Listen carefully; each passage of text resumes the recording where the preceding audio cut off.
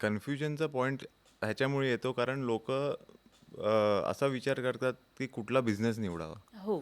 मी म्हणतो बिझनेस कोणताही निवडावा, पण तुम्ही ते बिझनेस नंतर काय करणार काय आहात? हां, तुम्ही हां. मार्केटमध्ये असं बघा ना की तुम्ही मार्केटमध्ये एक प्रॉब्लेम आहे हां. किंवा एक गॅप आहे, ती हं. गॅप भरण्याचा उद्देशनी ते बिझनेस चालू हं, हं, हं. करताय. म्हणजे तुमचा उद्देश काय आहे तो बिझनेस चालू करण्याचा, की कुठला तरी प्रॉब्लेम आहे, त्या एका गोष्टीला एक मागणी आहे हं, हं. जी बाकीचे इतर लोक करत नाही आहात, तुम्ही ते करू शकता का? हां. मग त्याच्यावर तो बिझनेस निवडा आणि हं. मग तसा ते बिझनेस करा. मग तुम्हाला उलट तुम्ही कुठला बिझनेस तुम्हाला निवडायचा आहे ना, त्याच्यामध्ये पण तुमची विचारधारा सोपी होऊन जाईल, की आपण हे करण्याचं आपलं ऑब्जेक्टिव्ह आहे, हं. ह्याच्यासाठी आपण कुठला बिझनेस का कुठली प्रोडक्ट का कुठली सर्व्हिस आपण मार्केटमध्ये आणावी. राइट. असा विचार जर का केला तर माझ्या मते कन्फ्युजन अर्धा तिकडेच संपून जाईल. कारण हं, हं, तुम्हाला हं.